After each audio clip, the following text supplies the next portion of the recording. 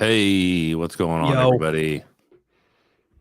what's up, Hollow Cult? We Another are back. fantastic middle of the week Wednesday. Hopefully, you're all here and being your weirdest, best selves. They're filing in. Yeah, and if it's anything like the Discord's been the last hour, Been pretty man, wild. it's gonna be a wild night. It's gonna be a wild night. So don't forget to hit that like and subscribe and notification buttons on the old YouTube. That way you get all the information as to when we're going to do these, which is Wednesdays right now at 8 o'clock. Right now. Right now. Right now. Live, large and in charge. That's right. Large and in charge. Um, hmm. Good news. We didn't get our business bank account set up. Yeah, that's because people are fucking lazy these days. But hopefully Saturday. I'm coming And hot. then I'm gonna go hot with that subject. Kyle gets worked up. But Yeah. hopefully Saturday we have everything ironed out. And then one step closer to merch to satiate all you animals out there Yep. who are asking about it. It's gonna be awesome. So I got some ideas for merch and possibly new website and all that jazz. Should be cool. It'll be cool. Maybe switch to a new hosting site in the near future to Big moves. further help us. Boss moves. Yeah. Gotta do what we gotta do. I got a little one of those little creator TikTok lights here. Thought it'd help the tiredness under the old eyes here, but I don't think it's doing much for me. Well, you gotta get sleep first. That's well, hey. That's a requirement of getting rid of that shit. The what do they call that? People who survive on less than 6 hours of sleep a night, the sleepless elite. It doesn't feel like a cool party to be in. Not really. I'm not a fan of it. So. No. Like last night we was up late with Eric from Uncomfortable, who's in here right now. Oh yeah. Shout out to Eric. So we'll be on his show in the near future. Uncomfortable Hollow Sky Part 2. Yeah. Had an awesome chit chat with him last night. It was a good time. It was a good time. It was about a two and a half hour conversation. Yeah, a little out of pocket for what we normally talk about, but it was cool. solid. Yeah. It was cool. Getting to know him. You know, I feel like I'm kind of furthered the bond there that we have with him. I think it'll lead to cool things. Yeah, for sure. He's in here. It was a great conversation. Burton's in here. What up, Burton? I did get your message. I'll message you back. Me and Kyle are still trying to get our vehicle situation sorted out before we make any commitments to anything. So Dilmo helped the brother out though. My car's running better now. Ooh. Still losing oil, but he did do me a solid. If it wasn't for him, I wouldn't have got it because I would have caught my car on fire. Like I legitimately would have just dumped gas in it and lit it on fire. So yeah, mine now, I can't take the key out of the ignition. Cool. Because if I do, the ignition locks up. So I'm just leaving it in there in hopes that A, someone will steal it, and B, someone will also steal it. So it works out. It's like a double. But who else we got in here? Man. Everybody. I'm really stoked to be here today. So I am too. Cool. That's what I was telling Steve last night. I was just like, man, I was so wore out and just punched out before I even sat down to do the interview with Eric. And then we sit down and we start having good conversation, and it like riles you up where you're like, man, this is awesome. And then it sucks when you have to get up and go to a real job. Yeah. And you just die inside all over again. But like you said tonight, like it's like catching your second wind every time. And I get to the point now where uh, all I want to do is work on the show. Like Yeah, if I'm not working on the show, I don't like it. like work impedes on my time. I could be promoting or writing Yeah, or reading important shit. anything, I'm like, anything. what else we got going on? Oh yeah. In the chat, Range Rescued's in the chat. They sent us some cool bullet rescue creations. Little I won't zoom in very well, but sent us all sorts of cool shit here. Yeah, it is pretty So cool. check them out. You got some buttons. Buttons and some earrings we got as well. Super dope. Got necklace. It's dope. Yeah. And some keychains as well. Yeah. Definitely go check them out. We appreciate it. That was sick. It is awesome. I got mine hanging on my keychain as we speak. Weirdness. Did you see the photo? What was it? The Mexican president posted. Oh, of the goblin elf thing. Yeah, Yeah, that was pretty weird, weird. right? Like it's heavy making its rounds. I I did see see it. everybody posting it and everybody sending it to me on Instagram. And naturally, I love it because it's just weird, right? Yeah. And it also makes you wonder. Like you have a prominent person coming out and being like, "No, this is real. This is real." Yeah, it kind of is part of the course of the last couple weeks of weirdness that everybody's been coming out with. So it's yeah, it's weird. I saved another little piece of information here. They released some information on Havana syndrome, which is Oh, I think I interesting. saw this. Yeah, it's interesting. I didn't read it though, but I did see the headline. Is it the one where they were talking about they cannot tag it to any country And any sort of like sonic weapon. So they don't know what it is. or where it's coming from? Here's one of the little releases. I'll read it to you guys. One of the officials said that even in geographic locations where U.S. intelligence could effectively have total ability to monitor the environment for signs of malicious interference, analysts found no evidence of an adversary targeting personnel. There was nothing, the official said. This person added that there was no intelligence that foreign leaders, including in Russia, had any knowledge of or had authorized an attack on U.S. personnel that could explain the symptoms. The second, who described it as a frustrating mystery as to why longtime colleagues have become ill, said that analysts spent months churning data, looking for patterns, and inventing new analytic methodologies, only to come up with no plausible explanations. Both officials said that intelligence community remained open to new ideas and evidence. For instance, if information emerged that a foreign adversary had made progress developing the technology for an energy weapon that might cause analysts to adjust their assessments, but they initially foreclosed at the possibility that Russia or any other adversarial government or non-state actor was behind the mysterious syndrome. So basically, nothing. Just long-winded nothing. Yeah, I mean, I caught the exact same vibes about the UAPs in the airspace that they've been shooting down. It's the same kind of vibe you get from it. Yeah.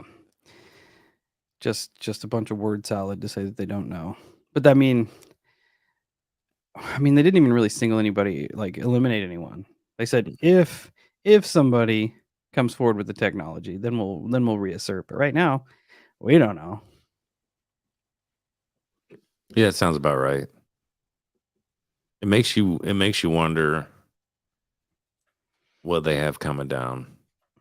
because it's two for two now. Like you have the UAPs that they're just kind of like they're reacting to, but at the same time they're almost dismissing it.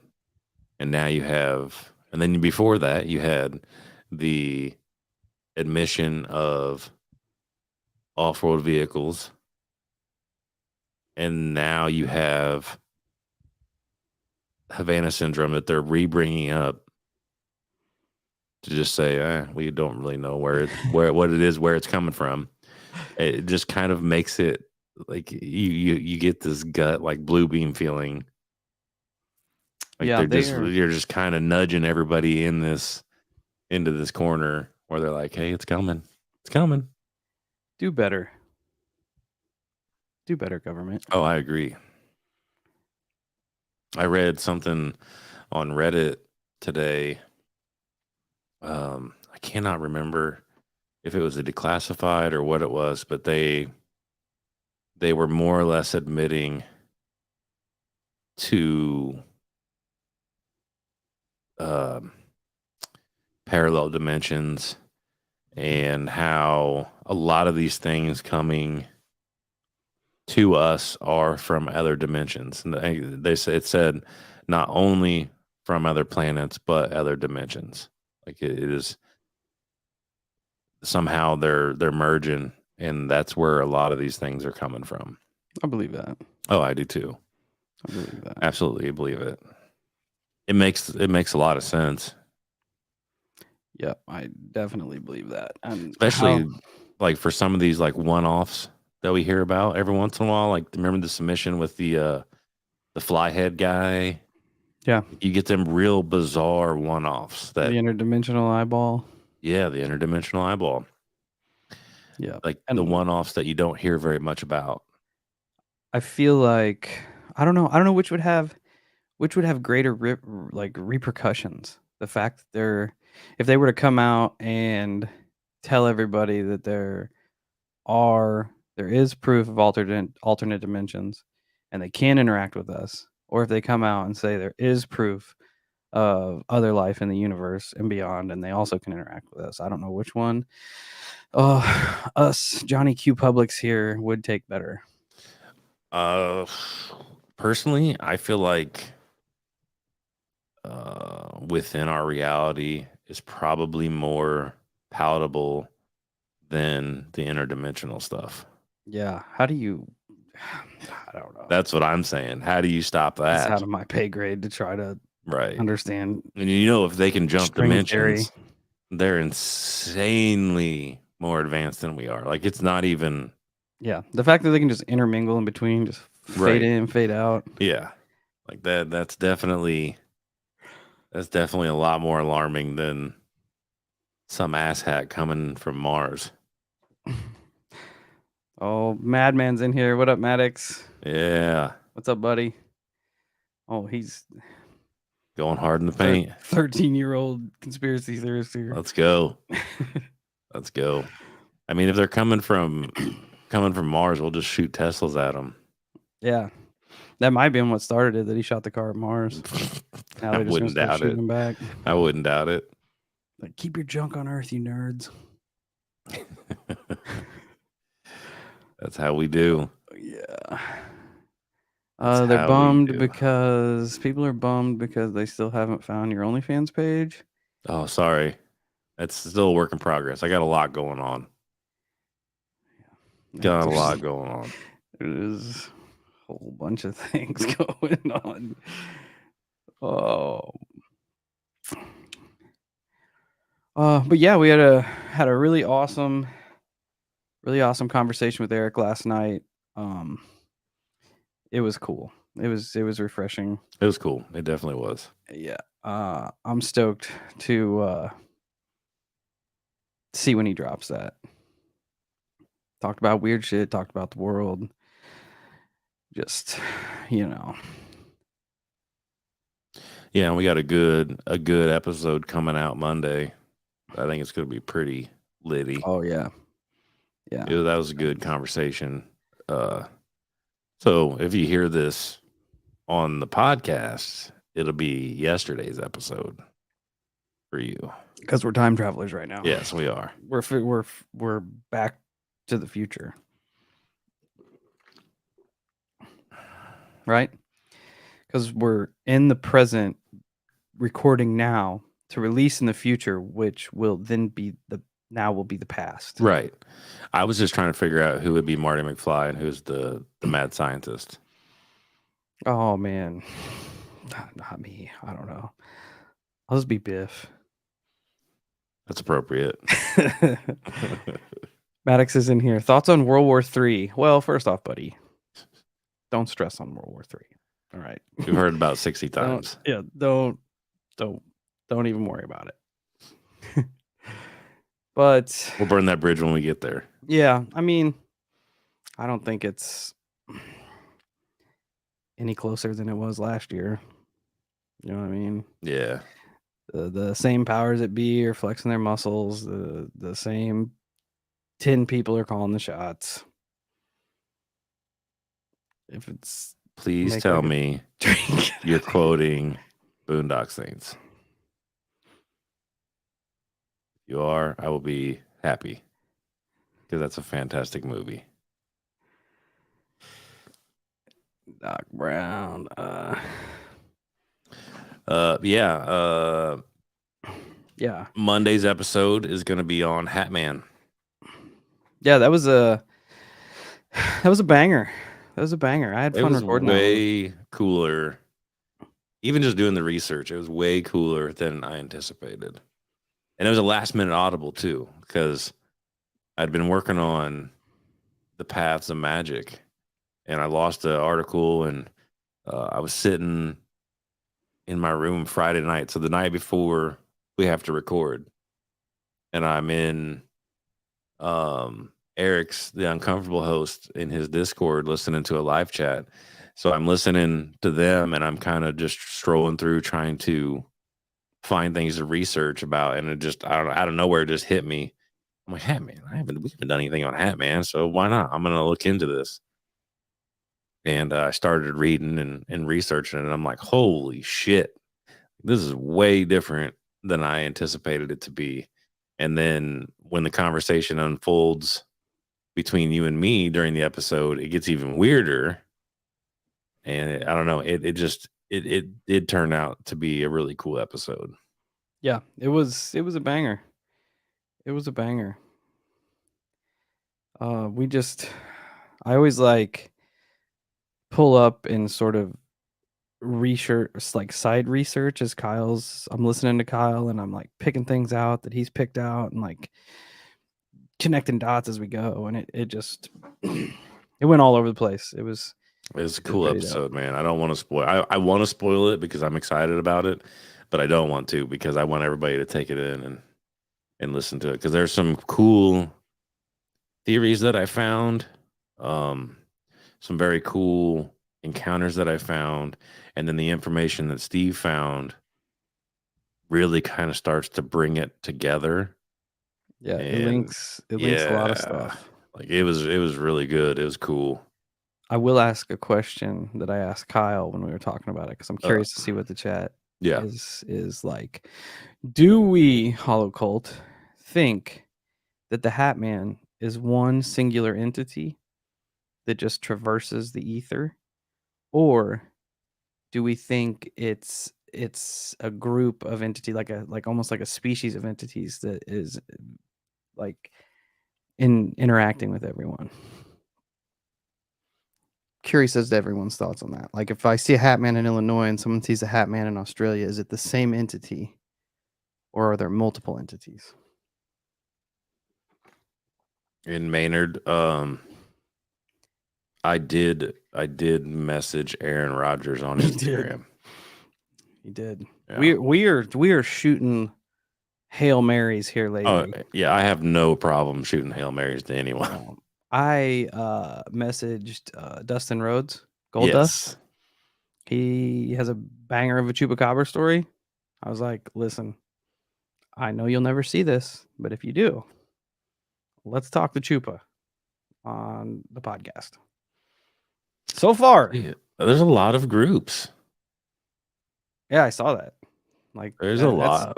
That's a lot. Like that's different than I would have expected. yeah, multiple.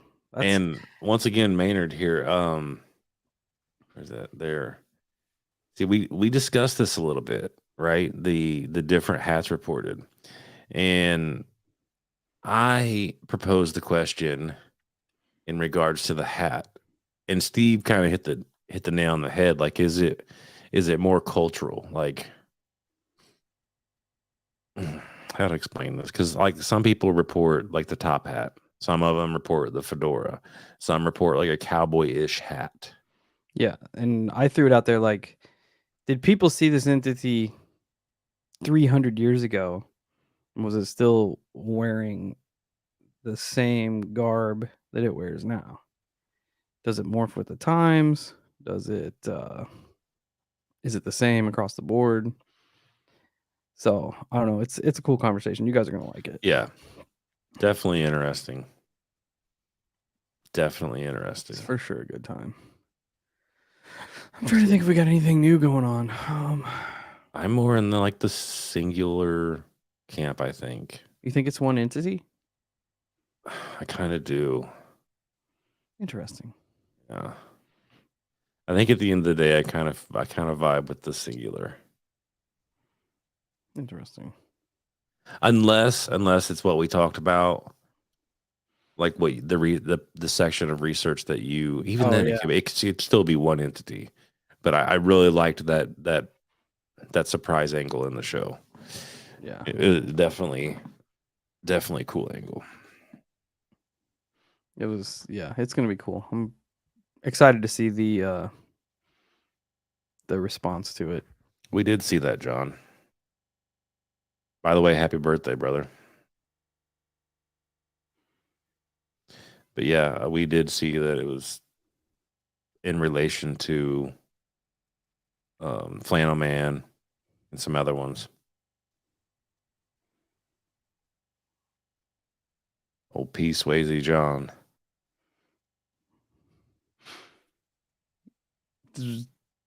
His birthday today too, right? Yeah, I said happy birthday, buddy. Right on. Yeah, My you dropped right whenever I said that.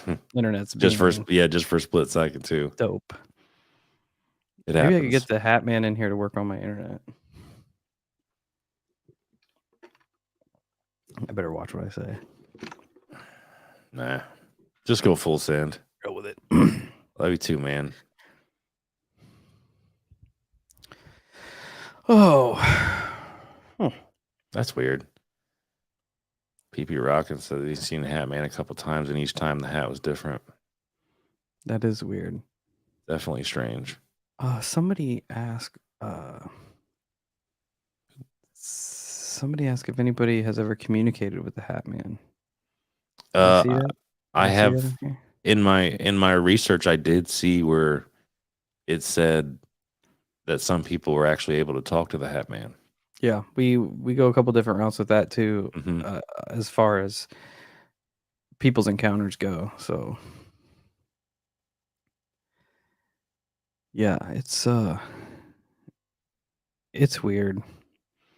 It's It is weird that weird. so It's many cool though. people, even people that don't dabble in the paranormal, encounter these things. Yeah. You know what I mean? Right. Oh, I told you about that podcast that I'm listening to now, Yeah, Kyle. yeah, yeah, The yeah. Exorcist Files. I'm definitely gonna check it out. Their opening segment is a banger because they talk about looking into the occult and paranormal, like being in the mafia. Once you're in, you don't just get to leave. I'm I like that. great, I like that. great. Dude, we knew there's no just getting out of it. No, no. And I like that. Like once you're in, you're in. Oh, Which I mean, it's kind of what we're looking for. what a weird synchronicity with Kenneth here. That is weird. I started listening to it on the way home. I'm about 3 episodes in. It's pretty solid. Yeah, I'll have to download a couple of the episodes because I did squeeze off a picture in Discord today, but like where I'm working, there's absolutely no. My phone literally goes SOS. That has multiple meanings in this world. Oh, we chose this life. Yeah. Maybe this life chose us. I don't know. Well, I mean, you talk to Charlie and we're We may have been doing this for the last of eternity forever. and for the rest of eternity. Who knows? Yep. He called us soul brothers who were destined to do this for eternity. I just picture us like the Blues Brothers whenever he said that. Or Dumb and Dumber. Just ramping cop cars and hey, they ramp a dog van in Dumb and Dumber. Yeah, we've got to get on that. We do not ramp enough cars. Yeah, we need to get a unique one. Hey, dude, your mom has a short bus. That's true. We could totally we could get take a short bus. We could take the Hollow Pala and wrap it in Hollow Sky Signias and then ramp it over Waverly Hills. I like it. Think we can get that sanctioned? Yeah. We'll just put a big sticker of your face on the hood. That's the exact image I was thinking of. Like, no lie. There is a stripper pole in the bus my mom bought that she was going to turn into a food Good for truck. her. Good for her. Well, she said a food truck. I don't know what her Right. plans were. Yeah. That's awesome. That's awesome. The old man. bus. Good times. We derail real quick on here, don't we? Yeah, it doesn't take long. Oh, hell. She's listening. Your mom? Yep. Hey, Mom. Hope the stripper bus is coming along good. See you this weekend. Steve, you gonna be one of the entertainers? Times are rough, man. $20 $20. Heard that. Got to expand your investment portfolio. Well, my little brother has already called shotgun, so it's gonna be weird. It's gonna be a weird hollow camp. Oh, I love it. I love it. You guys are wild. Bet they are. Maybe Kyle will film his OnlyFans from in there. Never know. You never know. The world is our oyster. That's right, and we're here to collect. And I'm allergic to shellfish. Not really. I don't eat seafood, but it would be funny. Well, yeah, I got some. I don't know. Is there anything else weird before we start pumping the calls? I don't know, man. Like, it's been 30 minutes. Oh, wait. One more thing. Made me think. Whenever I was over, lines. Yeah, 1 second. Whenever I was over at Dilmo's house getting my car fixed about rage quitting life, he told me that there's a Bigfoot behind your grandpa's house. Yeah. Yeah.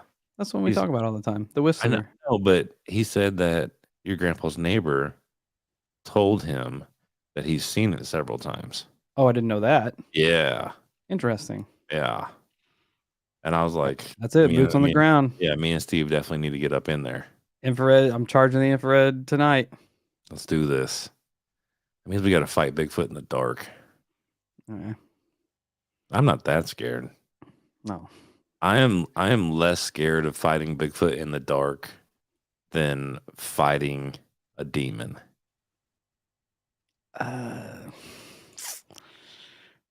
Bigfoot can tear me in half.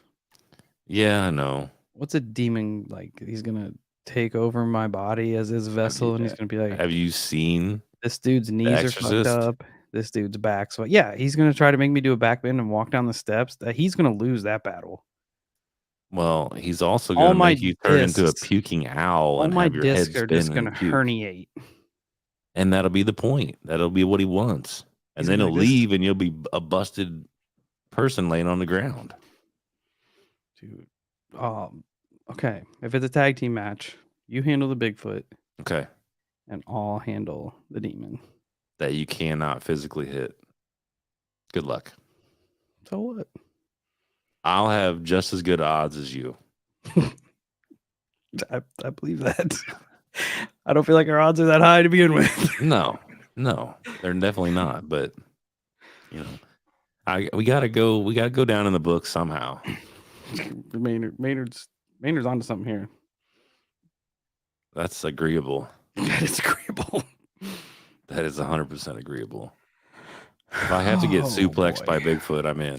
Dogman. Who do we rather fight, a Dogman or Bigfoot? I still feel like my odds are better with Bigfoot. Here comes the demons messing with my internet. Yeah, your internet did sludge out there for a second. Nice try. It's back. Yeah, I would much rather go at Bigfoot than Dogman. Okay, Hollow Cult. If me and Kyle were a tag team, what two cryptid or paranormal beings would you choose for us to fight, and why? And would we win?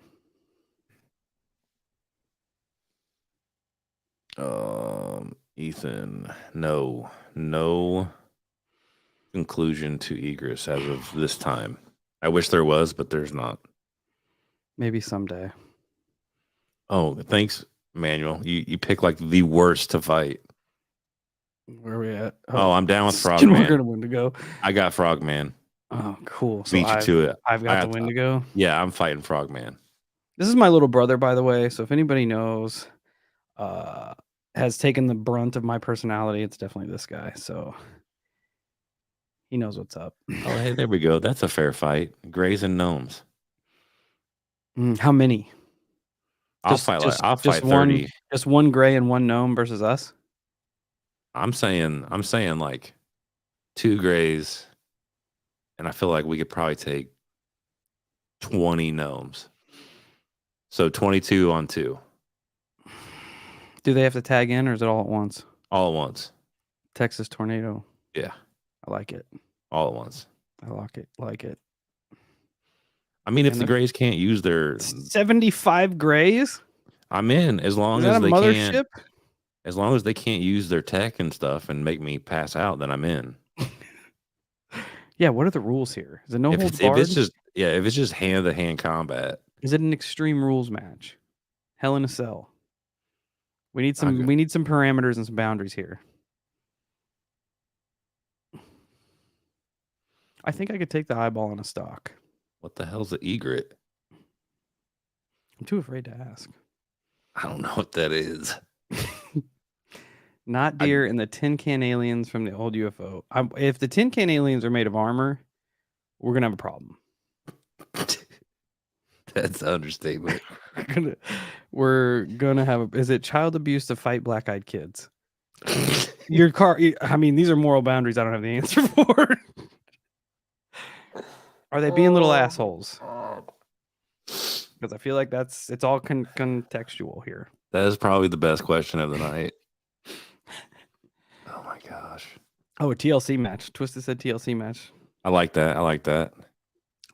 I'll have to do a swanton off a 20-foot ladder. That's what I'm saying. I'm afraid of heights. I make about 3 rungs and I'll be like, Kyle, light them up. This is good as it's gonna get. Just be one of those little step stools. Okay, an egret is a bird. Man, I'm trying to fight a bird. I mean, I will. I don't think it'd be too cool. I love that we got like half the people in here like trying to choose the easiest ones for us, and then we got the other half in here throwing out Wendigos. Dylan says we need to fight demon trucks, maximum overdrive style. Cool. Mothman and Cujo. I'm not trying to fight Cujo. Cujo will take us both. Born pissed. Yeah, it'd take us both at the same time. Oh man, egrets are assholes. Most birds are. Oh, a dog collar match. What if you had to have a dog collar match with Dogman? That probably wouldn't be the best. No. Creature from the Black Lagoon and the Boggy Creek creature. I like how I'd have to fight the creature from the Black Lagoon because Kyle doesn't fuck with water. That's true. I'm in. Yeah. Okay. That's real. Godzilla. Yeah. Well, I'm putting my money on Godzilla on that one. Not even a contest. Bobo and Cliff from Finding Bigfoot. Bobo's a tall dude. I think our odds would be pretty good. Fight 6 chupacabras and you both get a machete. Well, that's easy. I'm really digging this cryptid fight club we got going on tonight. I think if any of us came across these creatures, we'd shit our pants before we did anything. Is that a stipulation of the match? Like you have to shit your pants before you fight? Because that's Rowdy, I don't know that I necessarily agree with that statement. You'll get arm. We'll get you some arm floaties, Kyle. Kyle's okay with clear water. It's just dark water. Water that I can see into. I'm not that bad. But yeah, I would second that most creatures that we would run into would probably be pretty scary. I don't think all of them would be horrible though. Like I've seen those little videos of like the Fae, and those aren't too terrifying. Unless it swarmed me like bees, then I wouldn't like that. I had that happen to me once, and it was terrifying. Fairies swarmed you? No, the bees. Mm. Yeah. I was working next to a beehive, and it was cold out, but it warmed up just enough. And then for some reason, I wasn't even doing anything, but for some reason, they just kept trying to fly into my eyeballs. And they would just stick. I had my hood up, and they would just stick to my hood and try to sting my hood. When I worked for the propane company, we were out in this back road. We had to go check this guy's propane tank, and he had this old well house. And I saw what I thought was smoke coming out of this well house. I'm like, what in the hell are they burning in there?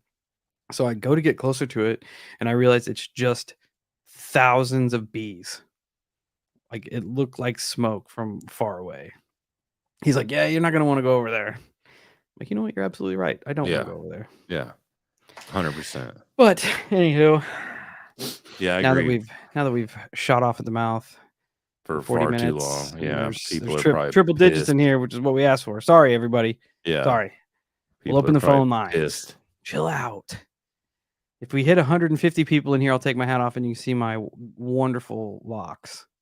He does have pretty nice hair. Probably just gonna grow dreadlocks.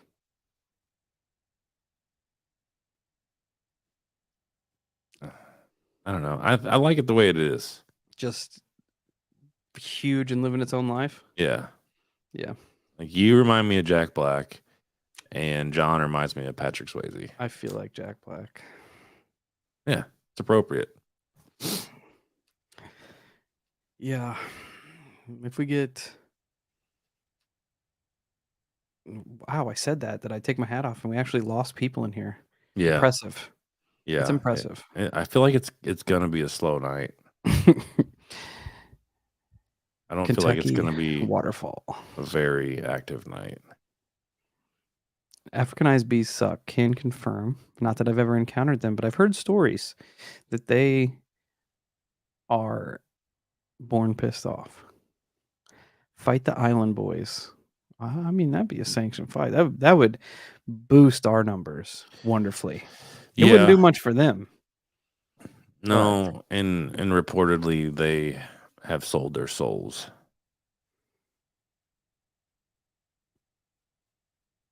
So they might have supernatural powers. Yeah. That is That's what TikTok dude said. Yeah. And if he's making kind of weird. If he's making shit up, he's a good storyteller. Who, the TikTok guy? Yeah. He weaves an interesting web. Yeah. And points things out that can be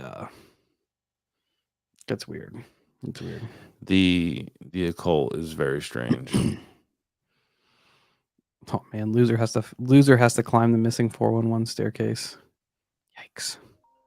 It is weird. Uh-oh. We got our first call of the night. First one of the night. Let's go. Hello, welcome to the night shift. Yo. Hey, what's up, guys? What's going on? Oh, not a whole lot. I just figured I'd call in and give you guys a short story. Keep it nice and sweet. Awesome. When I was a kid, I guess I was probably around 11 years old. All of a sudden, we were living on a cliff, I would say. In front of our house, about 15 out, was about a 45-foot straight down. At the least, it was like 70 degrees straight down, and right behind us was 90 degrees. And my stepbrother and my stepsister kept messing with me and telling scary stories and everything. And they never could get me going. And then one night they woke me up and they were like, "There's somebody tapping on the windows." And I immediately thought, "Oh, yeah, they're older than me. They got their friends to run around the house and tap on the windows."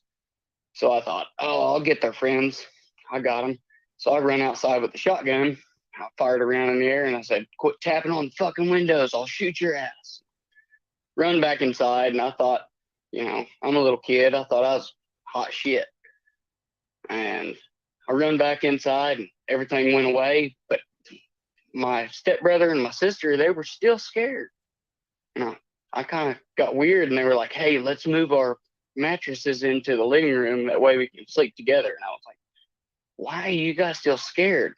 At this point, I thought they were still messing with me.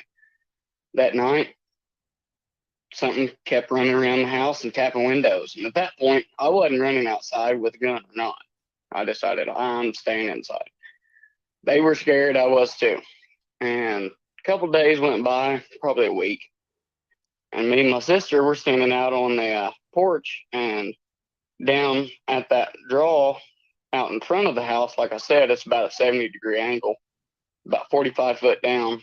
That's where we put the hay bale for the horses to eat. And there's this thing crouched down that looked like a naked human. And I was a kid, but at the same time, I really thought it was some crackhead or something. And so we started screaming at it, "Go on, get out of here." It wouldn't leave. So I went in the house and I got my 30-30. And I told her, I said, keep telling it, keep screaming at it. She kept screaming, kept screaming, kept screaming. It wouldn't do nothing. So I put a round right at its feet and it moved. But all it did was move further into the shadow. And at that point, it was like, well, if it's human, it's got its warning. So I shot that son bitch. And when I did, it didn't act like it got shot, but at the same time, it acted like it was really mad at us. And it looked at us and then it ran off. And that's the only two stories I have. But it happened on the same spot. So I don't know. Oh man. Um when it started, it kind of reminded me of the Kentucky Goblin encounter where they kind of laid siege on the cabin and was like running around the roof and shit, but I don't know.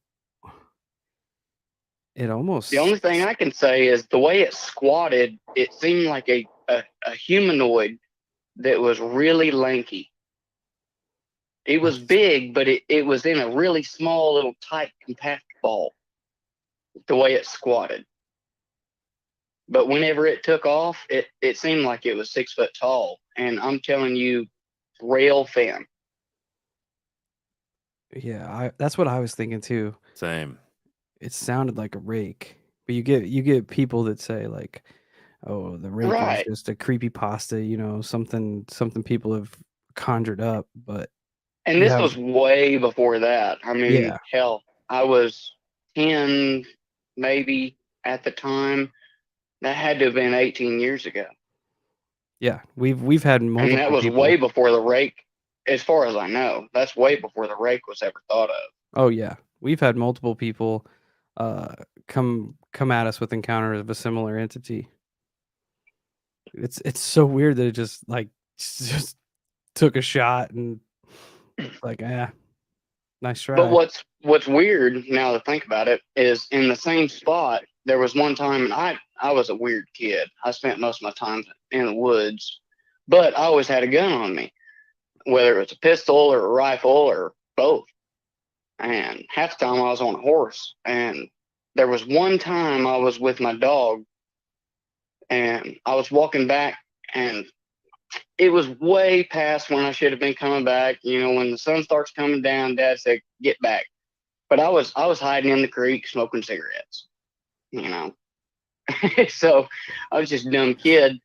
And all of a sudden, it started getting dark, and it was wintertime. You know, it when it starts getting dark, it gets dark quick.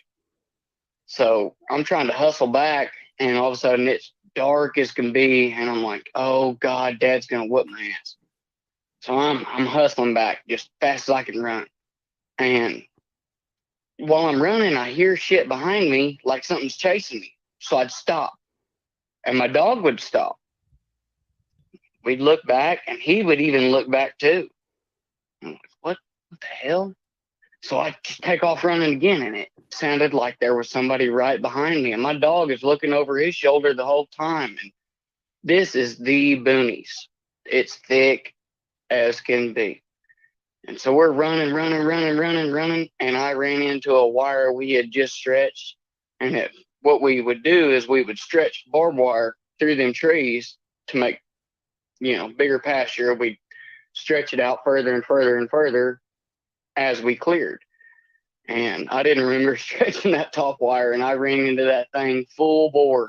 And I've still got scars on my chest where that barbed wire hit me right in the chest, and it flipped me on my back. I totally forgot about what was chasing me. My dog totally forgot about it, I guess, because he looked at me like, "Get up, stupid, let's run." He started licking me, and I forgot about it. I got up, and the next thing I know, I took 2 steps forward, and I heard 4 steps behind me, and I had never run faster in my life. That dog that had always stayed behind me to make what I thought was to make sure everything behind me was okay, he was out running my ass. And whenever I made it to the porch, he was sitting there waiting on me. Yeah. He's like, nope, not today. Yeah, he was even out. Yeah, it was, yeah. But what I don't understand is how I hit that barbed wire fence and everything stopped until I got my bearings. I don't know. That doesn't make sense. Weird. No, that's weird. It's almost like It was almost like it was just messing with my head. or like a perverse hunt. Mm. Like it didn't want you incapacitated. That's not fun. Ooh, Wanted a challenge. I don't like that. No. What No, not at state was all. this in? What state was this in? Oklahoma. Oklahoma. I'll have to dig The in. scariest thing that ever happened to me was no cryptid, nothing like that. But it's still something they say doesn't exist in the state that I'm in. Well, in America. Let's I hear was it. about 11 years old, and again, but this time I was on horseback, and I rode about 5-10 miles away from the house, and I started making my way back, thinking I had the time right, and it got dark.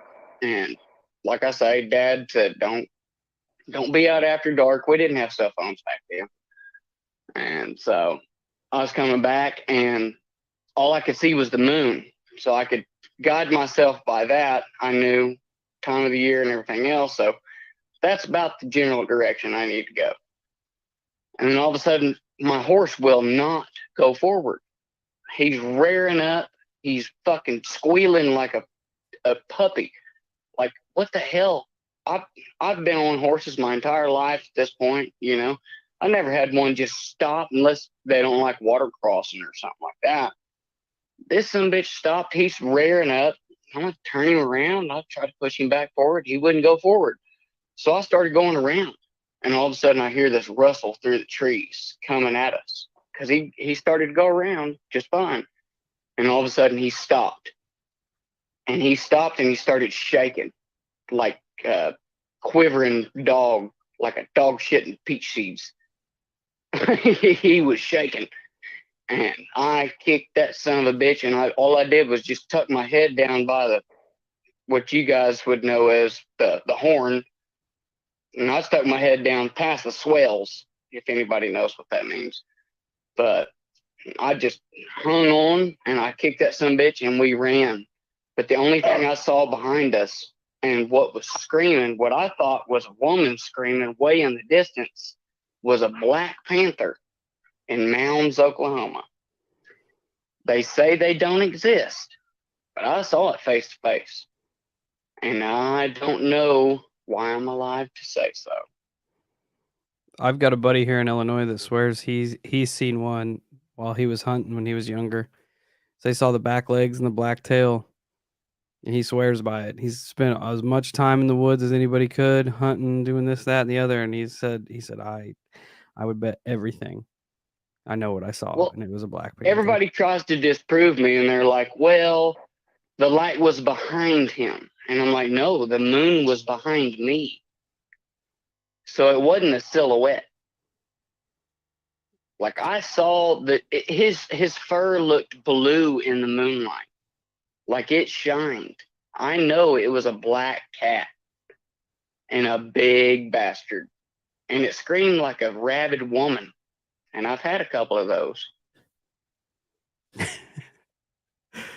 And it's kind of the same with mountain lions here. Like you hear stories and you see trail cam pics of them, and people are still like, nah, they're not around here. They're not around here. One just got hit in Missouri a Right. couple weeks ago on the interstate. So they're here, and those big cats Really, have a black one? no, just a regular Oh, mountain okay. lion. Yeah, Oh, so you guys supposedly don't even have them. yeah. Yeah, right. And they've it was there. It was all over the news. Somebody hit one on the interstate, and it was still alive when the animal patrol or whatever came back to check on it. It was long gone.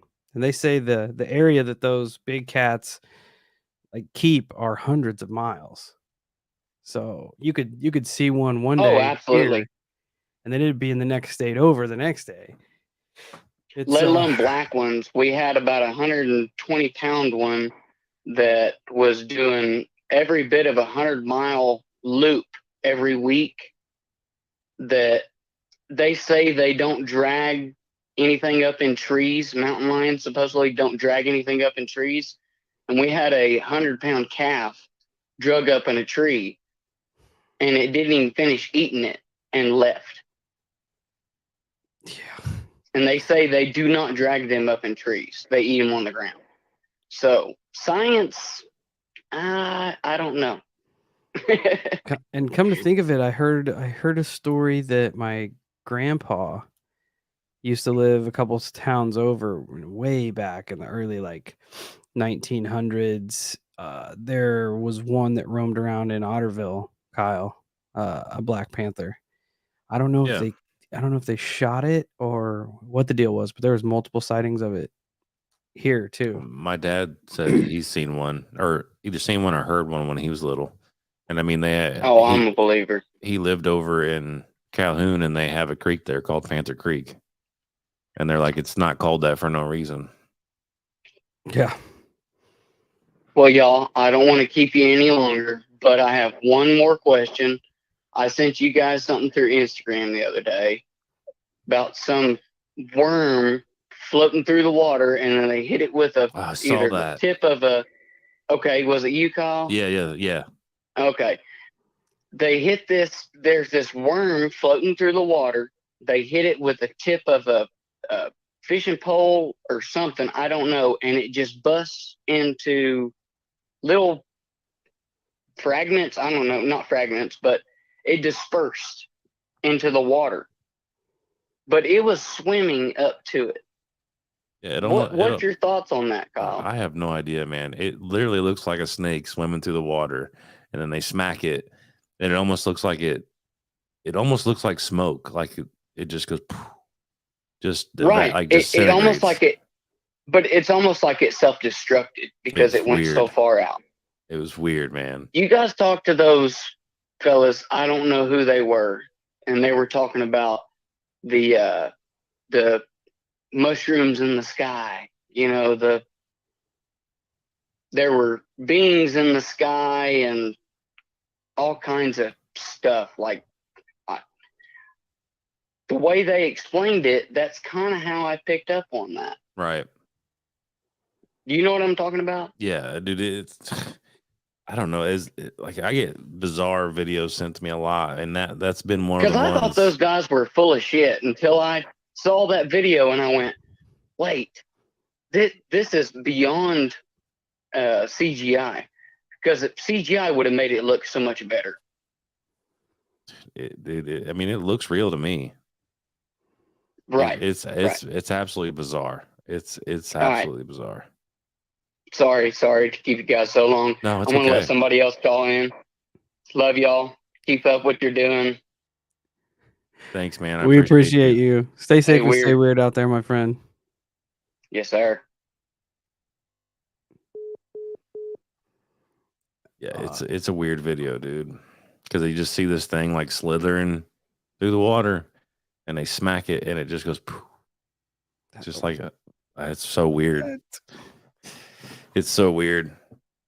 And it sucks because I get so many so fast sometimes that I forget about them.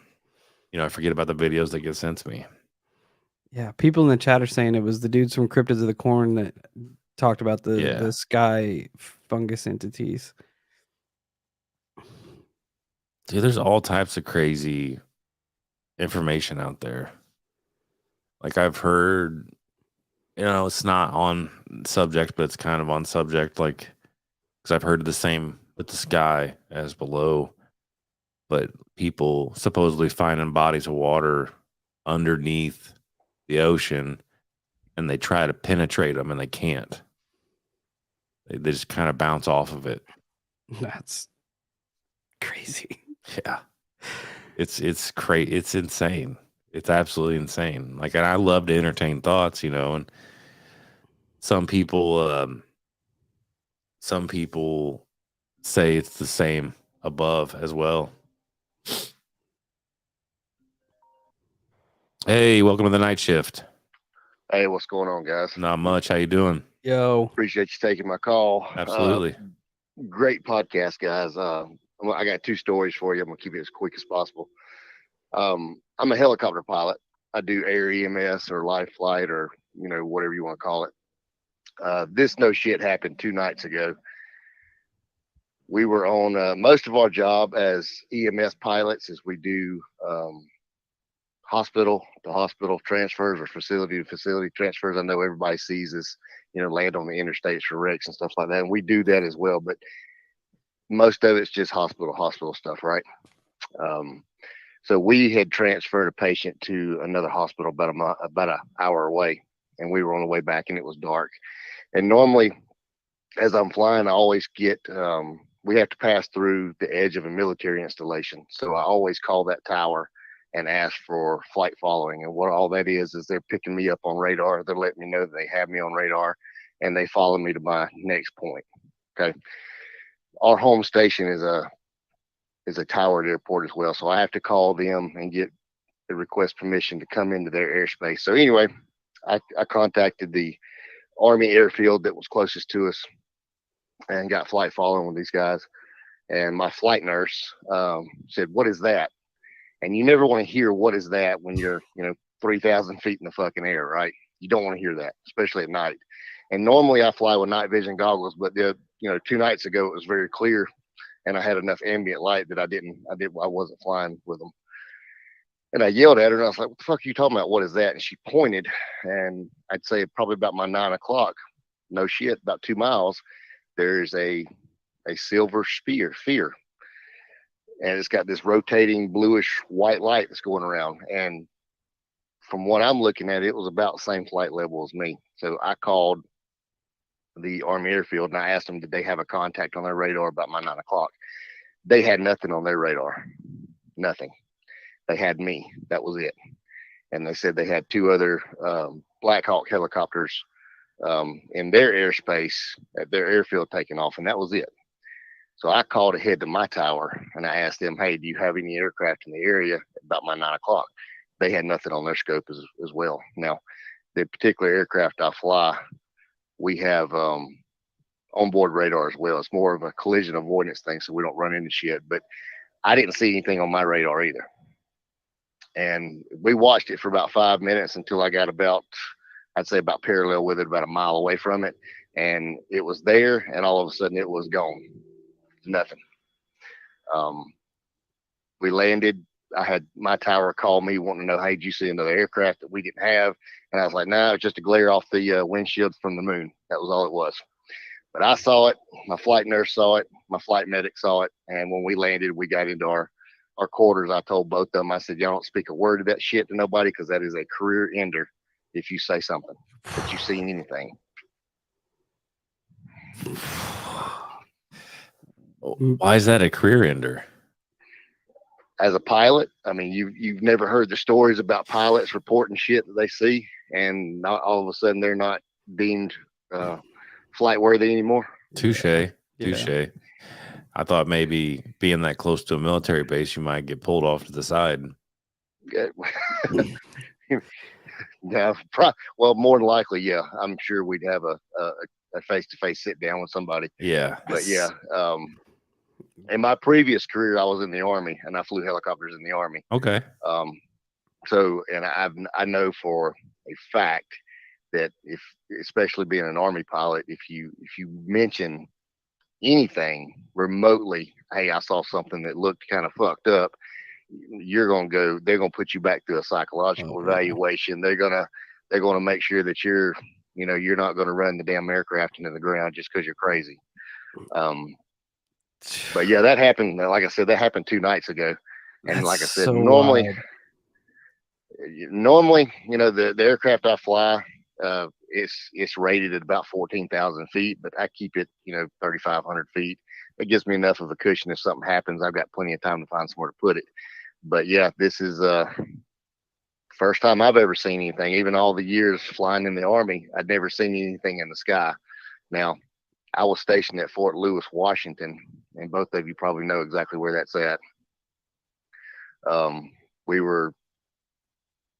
I was an Apache pilot, but this particular night we were doing gunnery, and I was sitting in the front seat as a gunner. So I had all the FLIR, all the optics, all that shit right in front of me, right?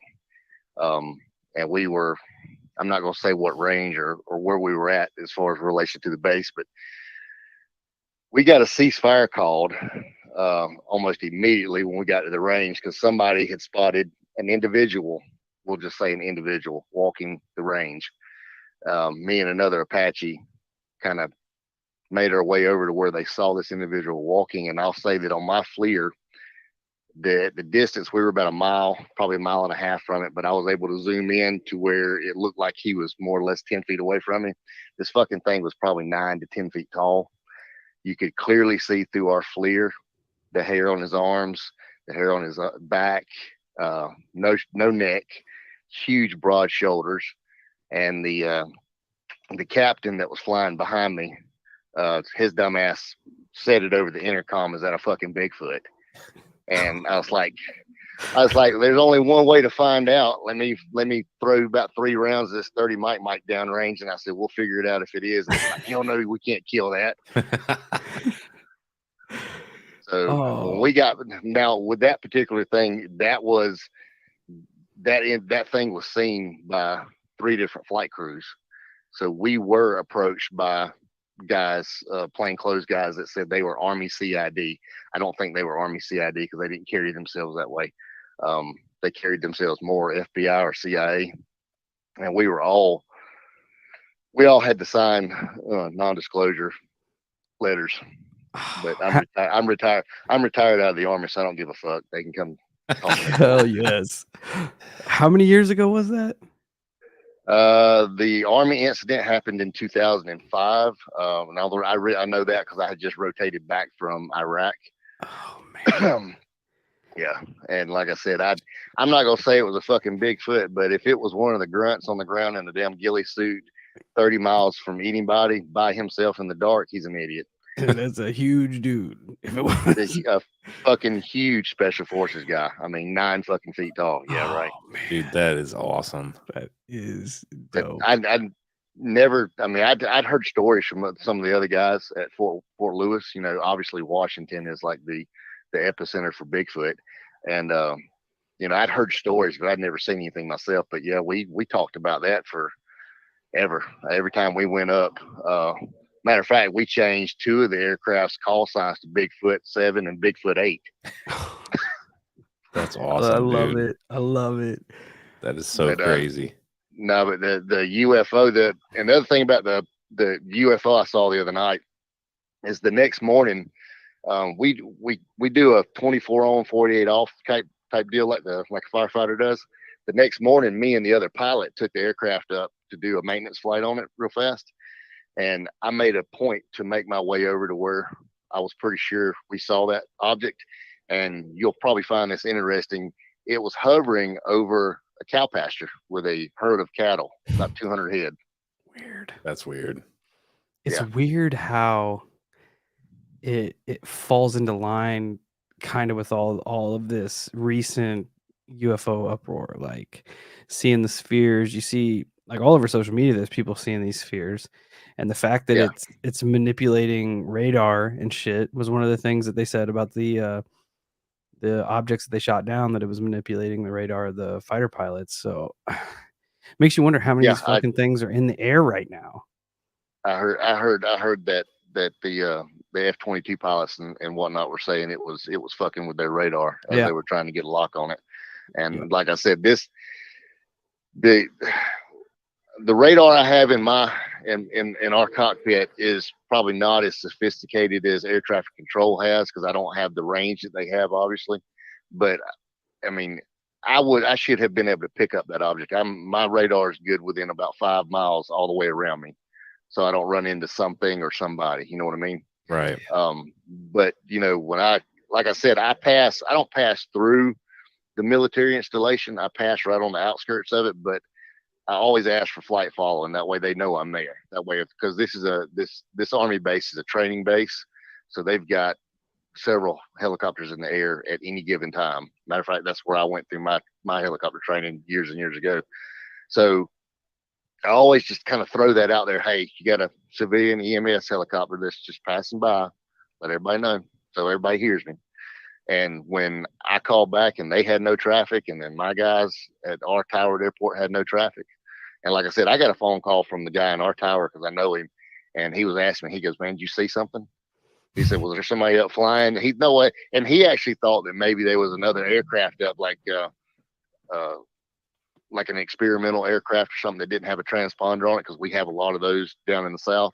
But I'm like, you fucking idiot! It's 11 o'clock at night. Who the hell is going to be flying an ultralight or a glider in the dark? I'm like, no, it was just I said it was just a glare from the moon on the windshield. And he's like, oh, okay, totally bought it. And my flight nurse looked at me when I hung up the phone. She goes, "You're a lying sack of shit." And I was like, I wasn't about to fucking tell this dude the truth. I said that should have been all in the paper by the time we got off in the morning. Especially this week. Yeah. I said that pudgy bastard would have sold that story to the damn some kind of radio station or fucking news. I said they'd have yanked my wings before I ever stepped out of this damn hangar. They would have made you famous, that's for sure. Yeah. That is crazy ass EMS pilot sees UFO. Yeah, I can see that now.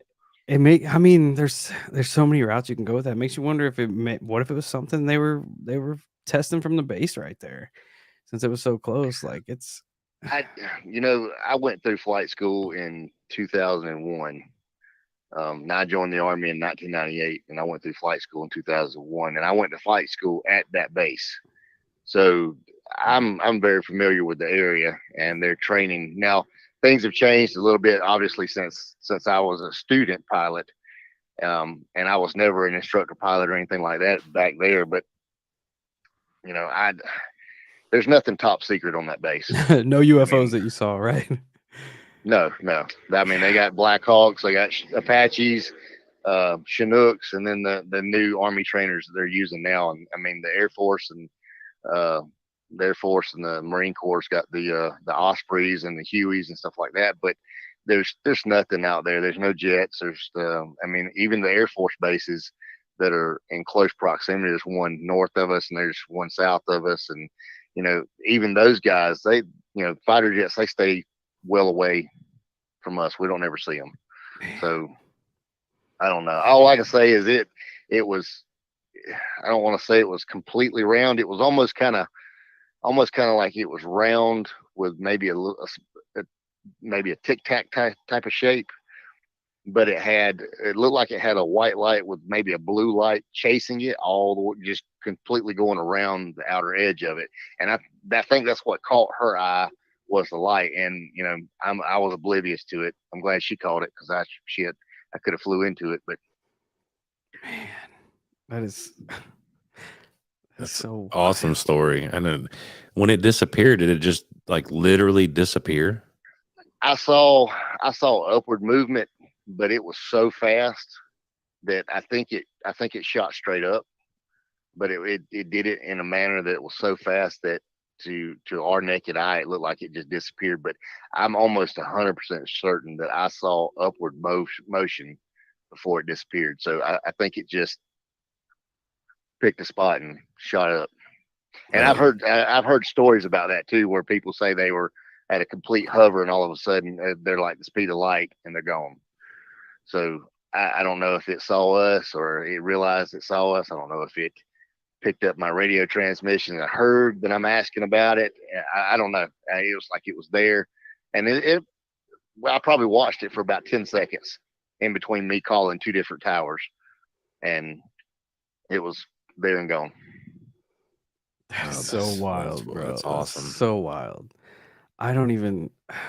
I mean, it's part of the course for what's going on right now. That's the first thing that popped in my mind. Like, how many of these fucking things are out there right now?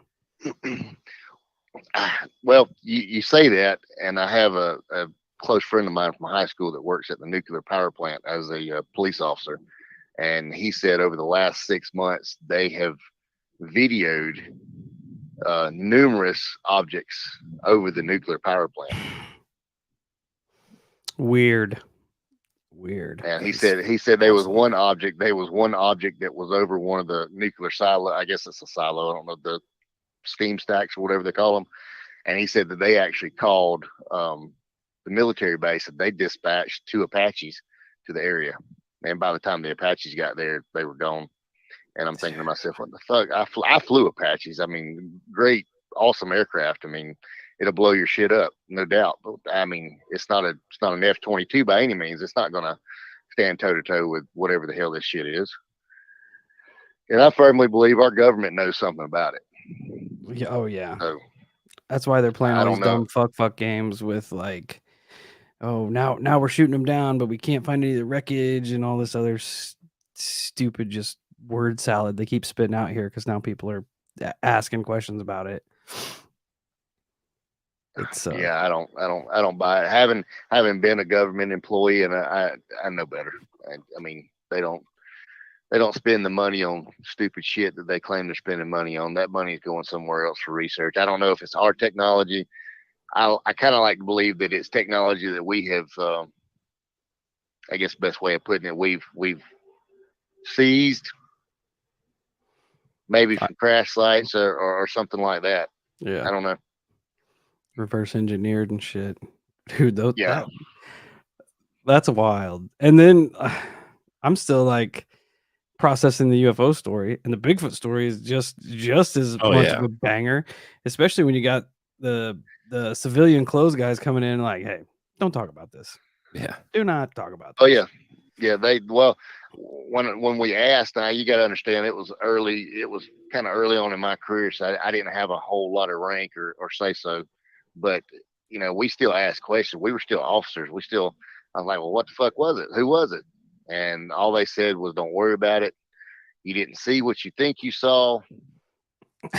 We've got. What did that one guy tell me? He said it's not what you think, and it's not what you think you saw. We have it under control. I'm gonna assume that it's something worse then. Yeah, like what what are you supposed to do with that? Yeah. Because oh man, I don't even And like, know. why I just don't understand. And unless Bigfoot has supernatural properties, I don't understand why they would want to remain so secret about it. Honestly, and this is just my opinion based on the stories that I've heard. I don't think it's got supernatural properties. I think that I can't put my finger on whether it's an animal. if it's the missing link between us and apes, if it's some kind of a hybrid. I don't know, but I think it's a living, breathing organism. I think it can be killed. But I think it has adapted to its environment so well that when people say, oh, it cloaks or it disappears, I don't think it does. Our eyesight is naturally trained to notice movement. So if you take a guy in a ghillie suit that knows what the fuck he's doing with that ghillie suit and you go put him in a bush and you have 10 people stand there and look at that bush, they'll never see him until he moves because that's how our eyesight's trained. So I kind of believe that these things have maybe been around a lot longer than us. And I think they have adapted to their environment to the point to where they can manipulate their environment to where we can't see them unless they move. Because like I said, our eyesight is 100% honed in on movement. So that's just my opinion. And I, by no means, as one of the other podcast guys that's got a Sasquatch, what's he say? I don't have one in my garage studying it, and I don't have one either. So I don't know. Same. Man, my garage is not big enough to hold a 9-foot fucker like that. So that's wild. That ain't no kidding. That was so fucking wild. It is wild, man. It's I don't know. It's an awesome set of stories. Absolutely awesome. The UFO thing I knew you guys would like because I know how y'all are about aliens and shit. So I figured you'd like to hear that because I don't know what it was. I really don't. I mean, it's the absolute classic, unidentified thing. So I don't know. I know what we saw. My flight nurse is still kind of fucked up about it. We flew tonight, and yeah, she was glued to the windows in the back. Oh, I bet. You see that? You see that? You see that? And I'm like, fucking stop. We ain't talking about this. Yeah. This didn't happen. Yeah, man. I love it. You need to be careful though if they're in your flight path and shit. That's dangerous. Well, these fucking things not showing up on radar and just popping out of the middle of nowhere. Like I said, it was over a livestock, That's pasture. weird too. So I don't know if it had something to do with the fucking cows. weird. I've heard shit like that, but it was also now that I think about it, it was only about a mile from the most. It's got a municipal lake. There's a little county lake. Well, it's not little; it's pretty big. It was only about a mile from that water source. So I don't know. I've heard people say that they see them around water sources. I've heard people say they see them around empty fields, and I mean, I've heard stories where they see them everywhere. So I don't know. I don't know what the hell the thing was doing. Dude, that's so wild. Holy shit. Yeah, it's awesome. So most of the time, I have a GoPro kind of propped up behind me that kind of makes videos of what I'm doing, and it would, if I'd had one going that night, it would have seen what we were looking at. But when we got the call, it was one of those, this patient needs to move now type deals. So I didn't have the extra couple minutes to kind of bullshit around and put this camera up. We had to get in the air and get this patient moved. So my dumb luck, I guess. Either way, dude, you saw it. That's all that matters in the end. Yeah. I don't know. I don't think I wanted to see it, if that makes sense. Yeah, some people don't. don't. Yeah, I don't blame you there either. That's well, I mean, a lot of questions. I say that because now it, like you just said, a lot of questions. Now I'm questioning fucking everything I see in the sky. Yeah. Like tonight, my flight nurse was bouncing around like a damn ping pong ball in the back. What is that? What is that? What is that? Well, I'm not gonna lie, I was fucking doing the same thing. I was constantly moving around looking, and I'd see a star. I'm like, what the fuck? Is that motherfucker moving? Okay, it's not moving. Oh, I love it. I'd catch something, and so now it's like, fuck. I wish I hadn't seen it because now I've got a job to do that I used to enjoy, but now it's like when we got a call tonight. I was like, I don't know if I want to go up. Let me go check the weather. It looks like it's gonna storm. Can't even focus because you got to dodge UFOs, man. But That's wild. You guys got a great podcast. I called on you guys. I'd say about a month ago. So I'm kind of backlogged right now, trying to catch up. But so far, it's every episode's been a fucking banger. You guys are awesome. Appreciate you, brother. Yeah, we appreciate it. We appreciate it, my All friend. right, guys. Well, I'll let some other weird fucker call you guys with another fucked up story. So All right, brother. y'all have a good night. You Yeah, too. stay safe and stay All right. weird out there. Yes, sir. Have a good one. You as well. Oh, that was awesome. That was awesome. That was awesome. I'm tied up with the UFO because it's like current and just happened. I'm kind That of like Bigfoot story, I'm kind of ultra impressed by the Bigfoot story. bro. And like when we were on AFK, we were kind of talking similar shit, Yeah. which you guys will have to wait for. Yeah, here we go. Hello, welcome to the night shift. Yo. How's it going? This is Bert. What's going on, Oh, what buddy? up, Bert? Oh, fellas, I have had an experience recently. Oh, fresh weirdness. Maybe within like the last week and a half, I believe it was. It was late at night. I was getting ready for bed. And this was like a day before the main story. I heard like a woman's voice. Like, I go to bed pretty late sometimes. I'm guessing this was around 2 a.m. And I heard like a woman scream in my house. I don't have the hugest house, but I was like, okay, that was weird. So I checked, made sure everybody else is still sleeping, which they all were. So I went to bed. A couple days later, I was laying in bed. I was on my side, and I experienced sleep paralysis for the first time. I felt like my eyes were open. I was laying on my side, so I couldn't see anything but the wall. And I felt pressure on the bed, like somebody was kneeling on it, like right behind me. So I'm like telling myself, turn around. And like my eyes are wide open, but I can't move at all. And I'm like trying to force myself to move. And I was just stuck. I couldn't move at all. So I'm like, in my mind, I'm just screaming. I couldn't make any noise. And the entire time this is happening, it still feels like somebody is kneeling and moving around the bed.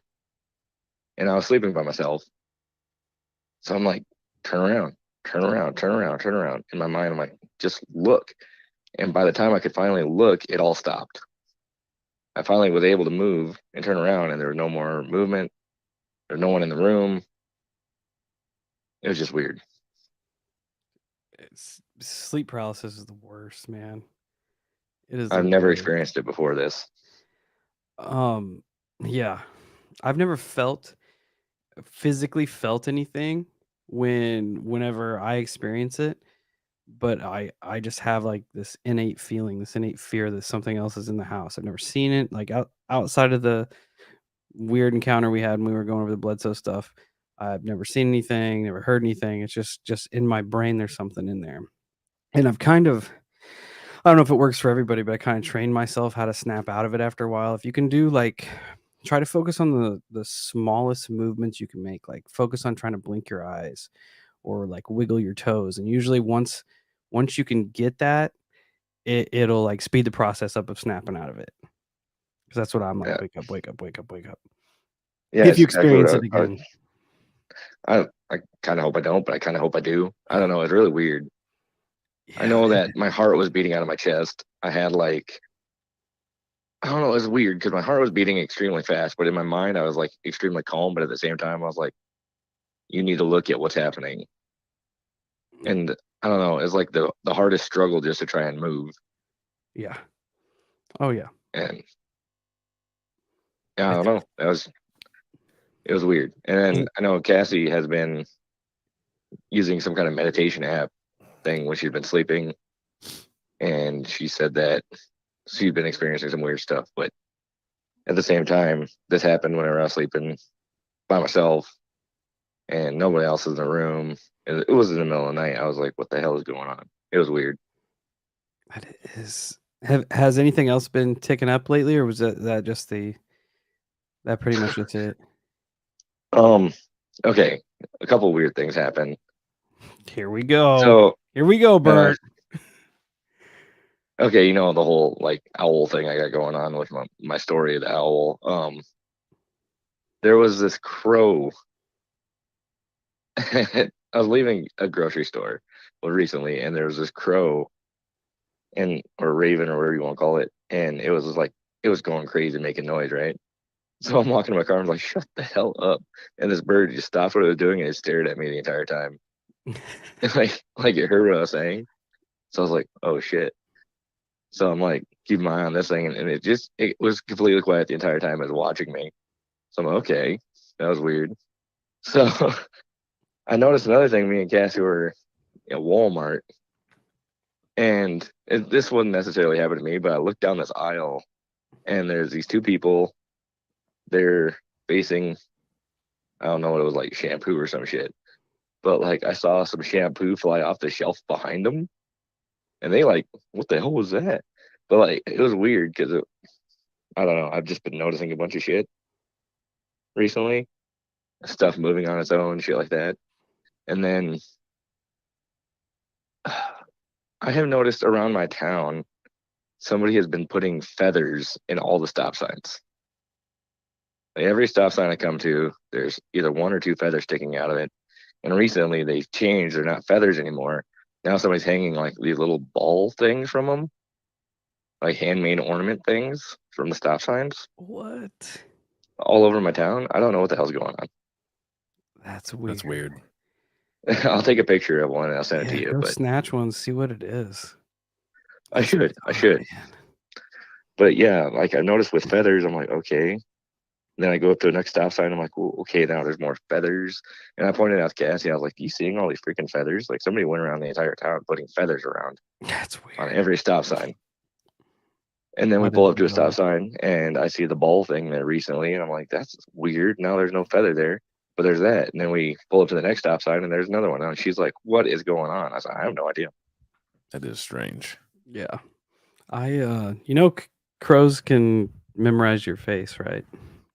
I did not know that, but thank you for scaring the shit out of me. They do. If you are like mean to them, like throw shit at them or something, they can memorize who you are if you're a regular like in their area. So maybe throw it a snack next time. Like, yo. I didn't throw anything but shade at it. That's all I can tell you. I told it to shut up. He's like, this is the dude that mean mugged me here in the parking lot. Right. That was kind of weird one too, because it just like immediately stops and like, what'd you say? I'm like, oh shit. Yeah, man. You might seriously think about doing some sort of protection around the house, especially if it's like sleep paralysis and feeling that shit is kind of heavy when it pops off. It's like it was, where I kind of stand on the whole consciousness thing, where a lot of these encounters and entities like to just kind of go back and forth through our consciousness. And the meditation on the sleep app meditation thing is, kind of falls in that area. It does. So it does. It's weird, man. It's weird. I saw the best cleansing ritual on Instagram today. I highly suggest that everyone do it. It's classic. So what you do is you cut out a little picture of Jesus, right? And then you get a bowl and have burning sage inside it. And then you just put those bitches on a Roomba and you let them go through the house, saging and blessing everything. Well, now I got to get a Roomba. Give the AI robot spiritual sentience. That's exactly what we Yes.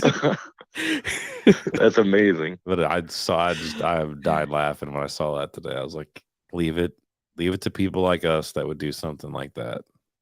That reminds me of that meme that you see of the Ouija board carpet, and the person says, "Now my Roomba is going to summon a demon." Yeah. Yes. Yeah.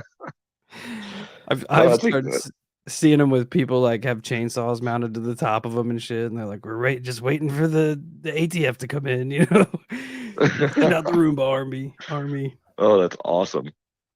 But yeah, Oh, I man. would probably look into a little spiritual defense, especially if it keeps it up and keeps ticking in the direction it is. Well, like I burn sage, we do a smudging and stuff like that. And yeah, it's been a while since I've done it, but that was kind of crazy when that happened just recently. So I was like, oh man, I It don't know. is I never experienced that. it is a weird feeling in the way you describe, like it's like your adrenaline goes through the roof. Like Exactly. Oh it's yeah. almost like a fight or flight, but you can't move. You know, you're like, oh shit, I got to do something. Like your whole body Yeah. just fires off, but you can't move anything. So it's a terrifying experience. Yeah, exactly. All right. I appreciate you guys. And yeah, talk to you later. Hell yeah, it's Awesome. good to talk to you, Bert. You too, guys. Man, Stay we'll talk safe, to you my later. friend. Shout out to Burton. Everybody check him out at Local sure. Legends. For sure. Got For sure. his pod up and running. Go and show him some love. Listen to his show. Oh, talk did he about some actually get weirdness. it up and running? Yep, he released an episode Awesome. a couple weeks ago. Awesome. I Awesome. listened to it on my way home from work. That's Talked awesome. about some local weirdness. It's good stuff. Man, I've been seeing a lot of those. Burton kind of reminded me of it. I've been seeing a lot more of them glitch videos. Like I saw a glitch video, and it was like can't even explain it unless there was some type of CGI involved. But there was a car, and Steve was literally like this. The car was like doing a wheelie. Vertical. Yeah, and was just stopped there, and you're looking at it and you're like, okay, this has got to be something. And then I see the damn front wheels start spinning like they're trying to drive. Like it looked like they drove up something, like a pole or something, and got stuck. And then somebody CGI'd out the pole. But I can't, obviously I can't verify that. But I don't know, it was bizarre looking. It's so weird nowadays with technology. Technology is our greatest ally and our greatest enemy, because you don't know what's real anymore. No. And I was kicking it around UFO Twitter, and they're talking about like deep fakes now, and like what UFO evidence are we going to believe now that the deep fakes are coming out? You could have any political person in a deep fake saying UFOs are real, UFOs aren't real, UFOs Right. are from Mars, UFOs are from Montana, and it's going to get to a point to where you're just not going to know. Yeah, you're not going to be able to trust anything. And it's, I don't know, like I guess it's just kind of in the camp that we're in, where you and me are we're always going to be content with what we see. Yeah. You know what I'm And saying? I'm almost even worried, like it gets to a point to where like we're going to have to question what we see physically. Yeah. You I know didn't what I think mean? about that, which sucks. It does suck. But we did see the hawk frozen in the sky. Yeah. That one's weird. And I got people, I posted it on Facebook as a reel, and people like it's taxidermied with fishing line. And I'm like, that's a whole lot of work to make a viral TikTok. It's possible, but yeah, absolutely. There are people that would do it. Oh yeah, for sure. I wouldn't. No, because I don't have the gumption. No, I don't know, man. I don't know. I just think that, I guess the way that I see it is, even with all these deep fakes, it doesn't change much. Like as far as the way that I view any type of evidence that gets tossed our way, like, I agree. You have to like look at it skeptically, but at the same time, and that's what helps. Like when we're talking to people like we are. Yeah, that's what I was just gonna say. I put 100% more credence into people that I can talk to with personal experiences than some talking head on a social media platform telling me that they're shooting down UFOs and shit. Right. You know what I mean? Absolutely. There's 100% more validity to people everyday people that are seeing weird shit. That, I mean, you can hear it when they talk about it. Like it has affected their life as to what they saw. and that holds more weight than any of that other shit. And I mean, it's fair too. Like some of the things, like I've experienced stuff. I know you've experienced things, but like, could you just? What would be a good one? Like the video the guy was talking about the snake swimming in the water, and then you slap it, and it just Yeah, like imagine trying to wrap your brain around that. I yeah, I couldn't. I'd That's be what I like, what mean. in the? Especially think if you were there by yourself. If you were there by Yeah, yourself, you didn't have a camera going, you're just fishing. I go by myself and go fishing all the time. If that were to happen to me, I wouldn't know what the fuck to do. that's what I'm saying. And that's just a little bitty smoke snake in the damn water.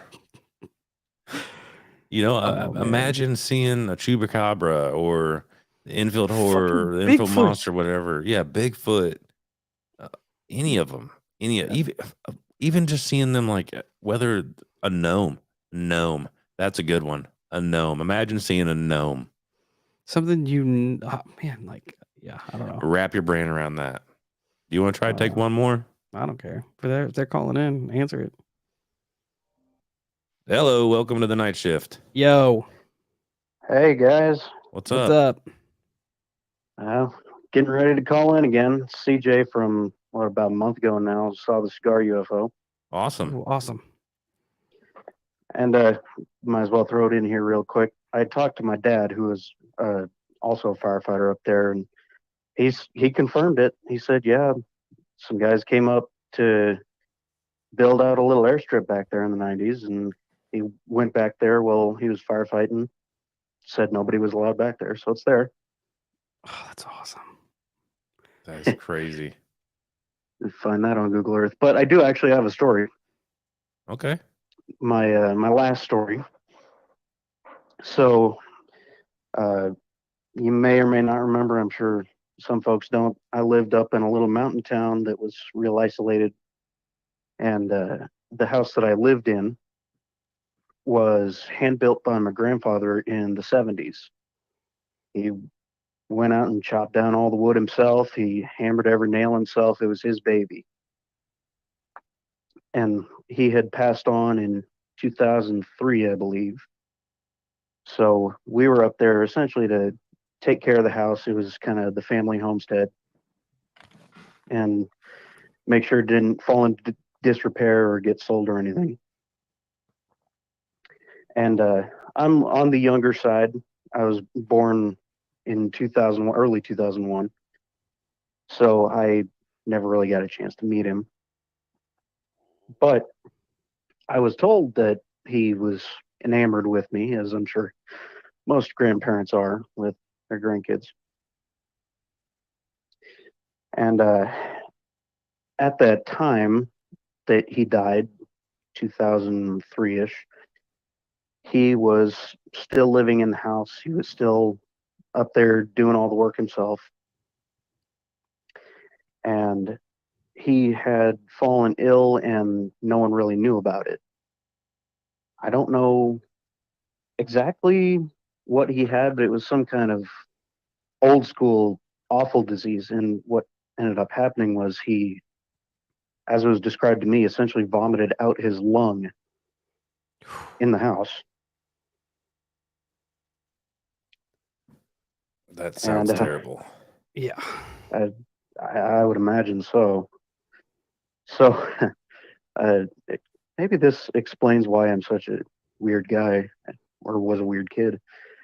Um, his this was a few months before anyone had gotten up there, so his blood from that passing was stained into the hallway, and I saw it every day. Oh shit. I Short of painting over it, I don't think there's any way to get it out because it was, stained in for real. So, that's leading into a ghost story, and thankfully a pretty wholesome one. So, when we moved up there, I ended up getting his former bedroom. Um, we didn't have the money for a new mattress or a new setup or anything, so I just slept in his bed. And this is the part where some folks don't even believe me. I wish I had a picture of it. Across the hallway from his bedroom was a massive doll collection. My grandma was an avid collector of rare dolls, and most of them were out of their box, just ringing the room. They had little benches on. They would be sitting in furniture and all sorts of horrible stuff. And so I tended to not like sleeping normally. I like to squirrel away under the covers so I didn't have to look at the dolls. So one night, trying to remember when this would have been, I believe it would have been about 10. I am hunkered down as I usually am, all the way under the covers, so just my nose is sticking out. And I hear an odd noise. It's tough to explain. It's almost like a little rubber ball that you would get way back in the 90s, and you would huck at the ground. That sort of, it's almost hollow. It's a springy kind of sound. And I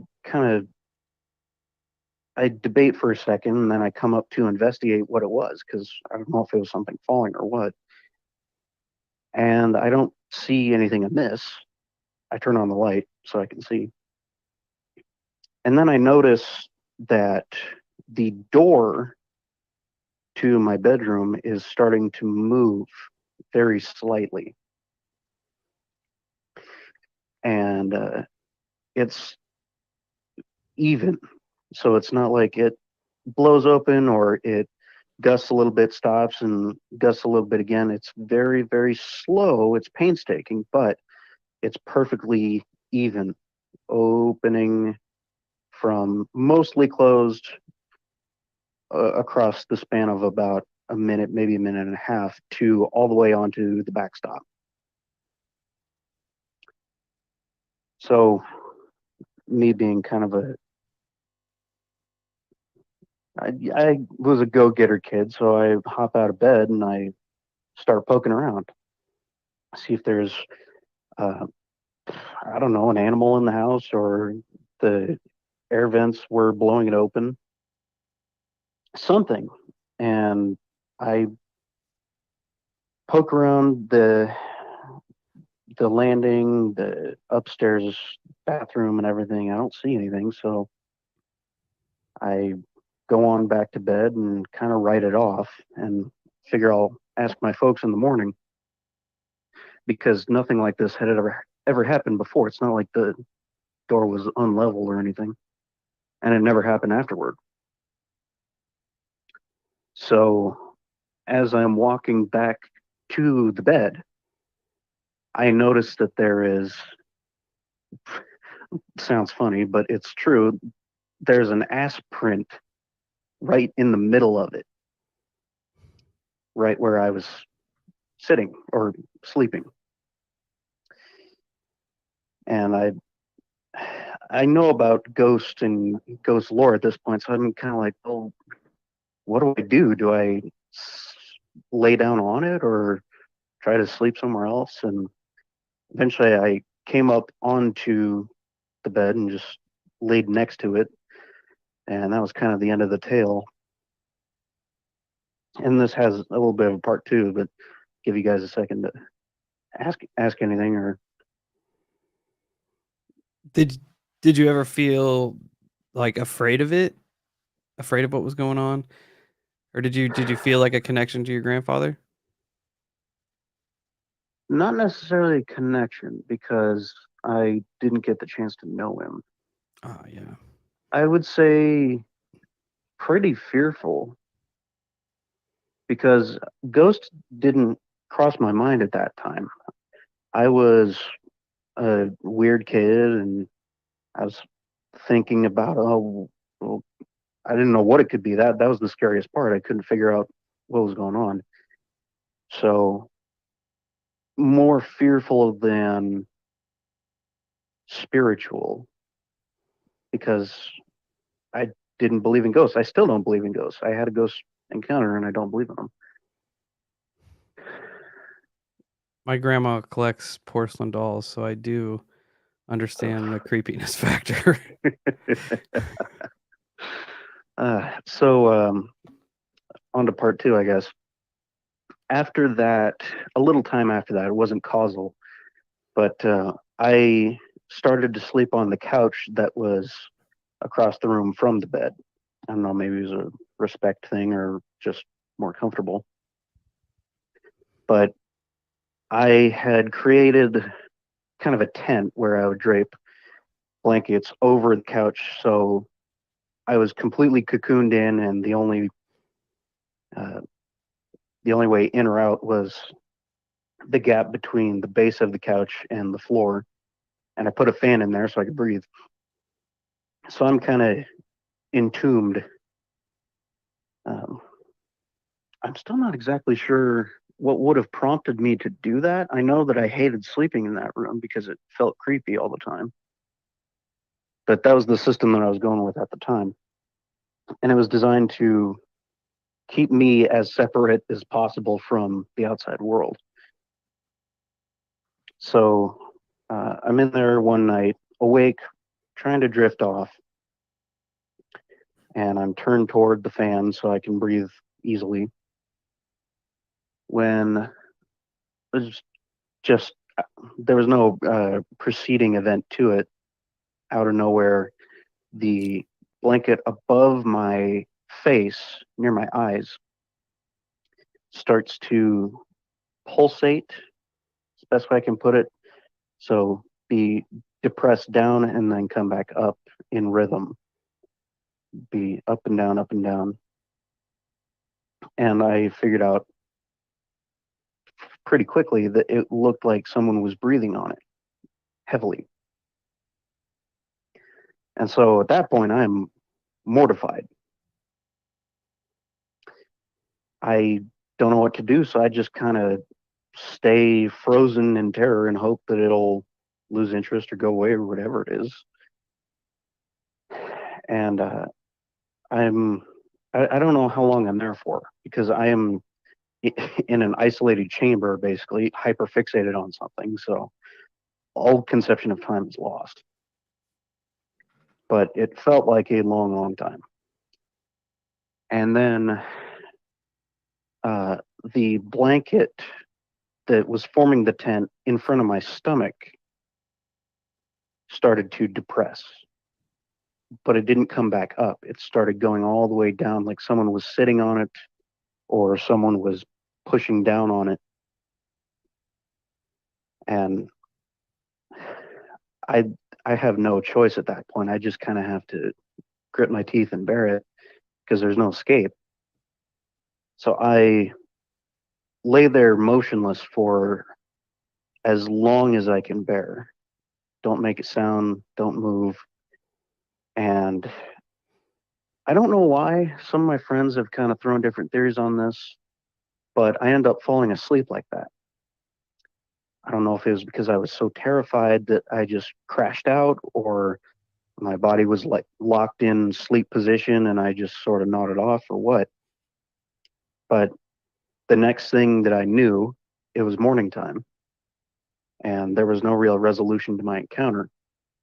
But the blanket that had been pushed down in front of my stomach was now tucked under me, like someone had literally tucked me into bed. And I was in the exact same spot, so it's not like I rolled over onto it to do that naturally. I hadn't moved in the night. So it kind of seems like, no one else would have done that in the house. It kind of seems like he was trying to maybe sit there and realized I was there and tucked me in. That would be awesome. Like I'm glad that you have processed it that way. Because I don't know if a lot of people would have processed it that way. It just makes sense to me because that place is just soaked in the guy's essence, and that was his room. That's where he would have been. I was on his furniture. I was kind of in his turf, and he seemed to really like me. So Yeah, that it just is. makes sense. It does. I mean, in the context of the whole story, it does feel wholesome. Like he just wanted to spend some extra time with you. Yeah, just check in, make sure I was okay. Yeah, I like that. We don't hear enough of those stories. Yeah, That's for sure. I do. It is like I say it whenever I hear him. Like it's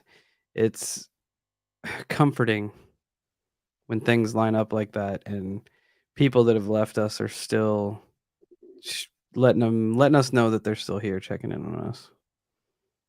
yeah, for sure. It's it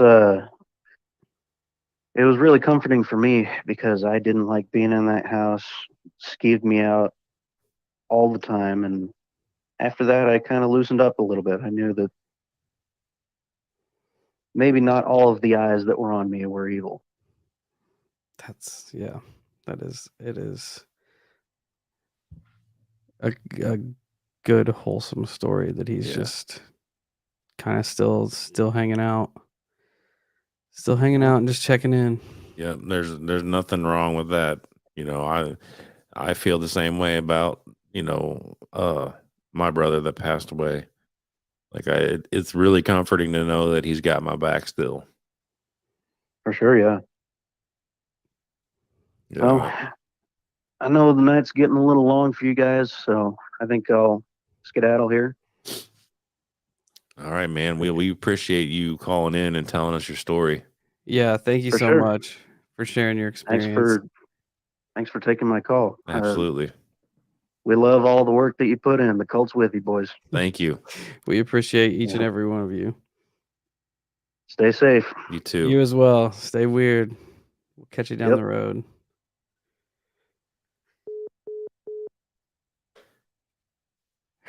Well, Man, we had some awesome stories tonight.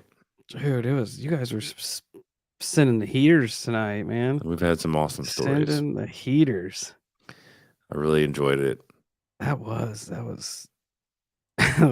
they all were just. I love that we capped it off with like a wholesome one. Yeah, for sure. Yeah. Like I said, and it's ironic because we talked with Eric last night and we were talking about some wholesome stories. Yeah.